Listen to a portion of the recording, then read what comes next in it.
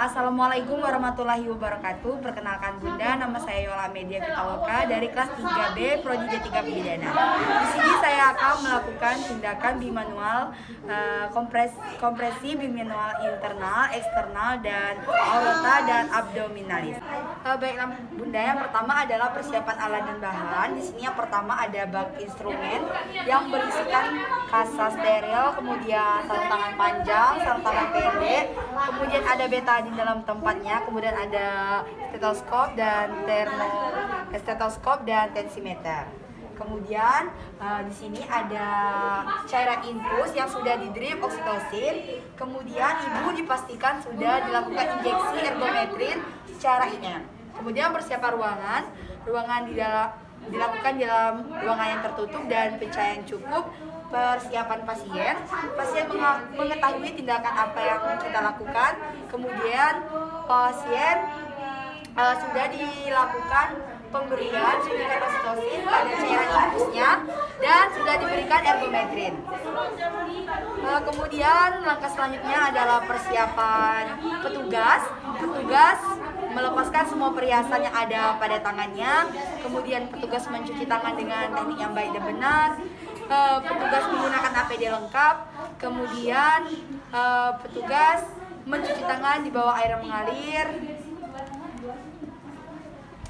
Dan kemudian petugas mengeringkan dengan handuk bersih. Setelah langkah pertama adalah lepas dan ganti sarung tangan dengan sarung tangan yang bersih. Gunakan sarung tangan terlebih dahulu.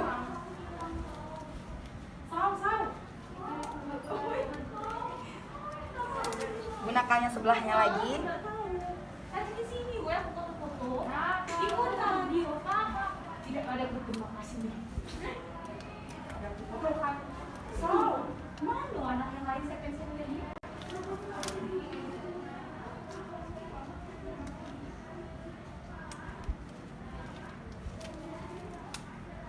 Kemudian langkah pertama adalah pastikan kandung kemih ibu ini kosong. Apabila belum kosong, lakukan tindakan kateterisasi dan pastikan penyebab pendarahan yang keluar dari bagian pulpa ibu ini merupakan penyebab dari Antonia uteri. Kemudian pastikan juga infus dan tetesannya sesuai dan sudah terpasang dan sudah di drip oksitosin. Kemudian ibu sudah pula dilakukan injeksi ergometrin. Kemudian langsung saja kita lakukan kompresi bimanual internal. Di sini kita pastikan pada bagian vagina atau pulpa ibu tidak ada darah yang menggumpal. Dengan kita ambil kasa, kemudian kita letakkan betadine, kita masukkan dengan teknik PD. Kita buka vagina. Pastikan tidak ada darah yang menggumpal. Jika tidak ada darah yang menggumpal, langsung saja kita cuci sarung tangan di larutan klorin dan mengeringkannya dengan handuk bersih. Bila perlu, jika sarung tangan ini kotor, kita ganti dengan sarung tangan yang baru. Kemudian langsung saja tindakan selanjutnya itu petugas memakai sarung tangan panjang.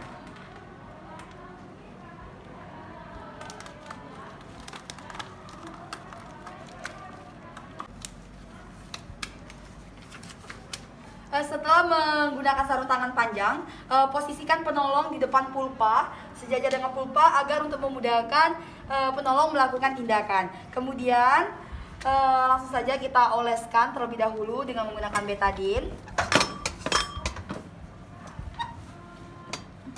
Kemudian masukkan secara obstetri melalui masukan tangan kanan yang sudah kita letakkan betadine ini secara obstetri melalui introitus ke dalam lubang vagina. Buka, masukkan. Kemudian ubah tangan obstetri menjadi kepalan dan posisi tangan kanan ini berada di antara umbilikus dan simpisis. Tekan untuk jari telunjuk, jari manis dan jari tengah. Tekan di antara pusat dan simpisis.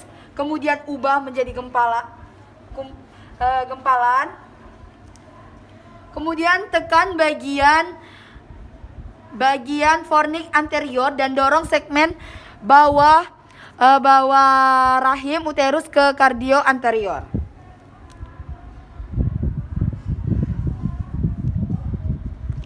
Ini dilakukan hingga posisi kedua tangan ini bersatu. Kemudian kita lihat jika pendarahannya berhenti, maka pertahankan posisi ini selama 2-5 menit. Tetapi apabila pendarahan tidak berhenti, maka dilanjutkan dengan melakukan tindakan kompresi bimanual eksternal. Kemudian lepaskan secara perlahan. Kemudian untuk melakukan tindakan selanjutnya kita lepas terlebih dahulu sarung tangan panjang. Kemudian kita pastikan lagi daerah yang kita vagina ini tidak ada gumpalan. Caranya sama seperti tadi, kita pastikan lagi. Masukkan dengan melalui telunjuk dan jari tengah. Masukkan, bersihkan. Kemudian kita lepas dan ganti sarung tangan dan mengeringkannya dengan handuk bersih dengan menggunakan larutan klorin.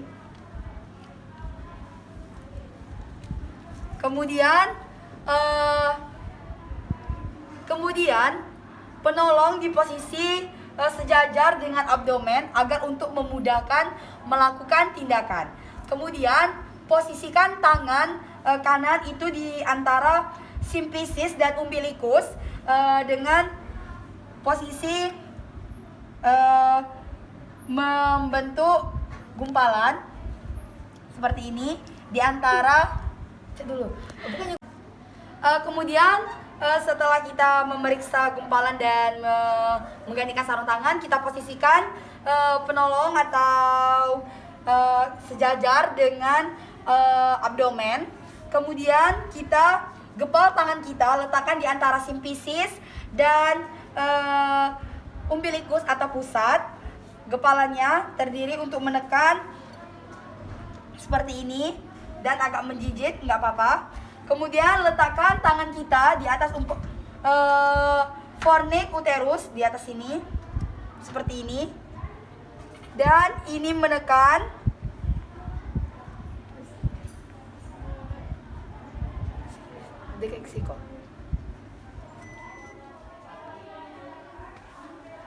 seperti ini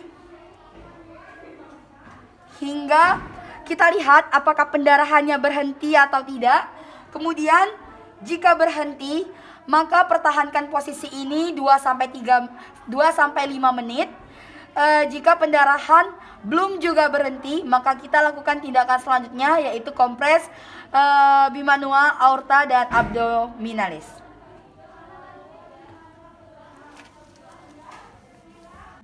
Kemudian setelah melanjutkan tindakan kompres bimanual eksternal tadi tidak berhasil, kita lakukan dengan tindakan kompresi aorta abdominalis. Di sini langkahnya anjurkan ibu berbaring, kakinya berbaring lurus, sedangkan tadi pada saat kompresi bimanual internal dan eksternal itu ibu dengan posisi litotomi. Sekarang kita luruskan. Kemudian posisi penolong itu berada pada depan abdomen ibu. Kemudian kita cari di mana letak arteri femoralis. Biasanya terletak pada lipatan paha ibu. Setelah denyutan dikenali, letak telunjuk dan jari tengah. Kemudian tangan diposisikan menggenggam di atas umbilikus atau pusat. Seperti ini. Kita agak jinjit untuk agar kita ada tenaga untuk melakukan tekanan. Kemudian kita tekan bagian umbilikus seperti ini hingga ke tulang belakang. Kita tekan hingga ke bagian tulang belakang dan kita rasakan denyutannya tadi. Apakah jika denyutannya berkurang atau berhenti, maka pertahankan posisi. Jika tidak dan pendarahannya masih juga keluar, maka lakukan rujukan. Jika kompres aorta dan abdominalis ini berhasil, setelah kita lakukan kompres ini, lakukan mesosuterus. Kemudian lakukan tindakan evaluasi, tindakan kompres bimanual dan aorta. Di sini kita perhatikan ketika kita melakukan evaluasi, yang pertama kita lihat pendarahan per vaginam. Apabila pendarahannya sudah berhenti, tetapi kontraksi uterusnya tidak membaik, maka kita berikan preparat prostaglandin. Tetapi bila kontraksinya membaik tetapi tetap terjadi pendarahan, di sini kita lakukan kompresi bimanual eksternal. Tetapi jika kompresi bimanual eksternal ini tidak bisa dilakukan selama pendarahan masih keluar dan pendarahannya banyak, lakukan tindakan pemberian tampon.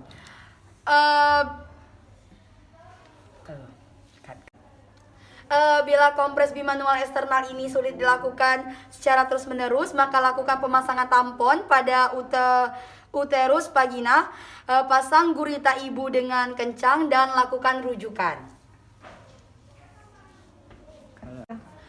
Kompres ini baru bisa dihentikan jika pendarahannya berhenti dan uterusnya membaik. Kemudian dilanjutkan dengan pemberian uterotronika. Kemudian kita lakukan perawatan lanjutan. Di sini yang pertama kita perhatikan TTV, pendarahannya, kandung kemih dan kontraksi uterus tiap 10 menit dalam 2 jam pertama. Kemudian kita buat catatan pemantauan. Kemudian langkah selanjutnya adalah membereskan alat dan bahan. Setelah itu melepaskan sarung tangan di larutan klorin dan lakukan tindakan mencuci tangan dengan baik dan benar dan mengeringkannya dengan handuk bersih.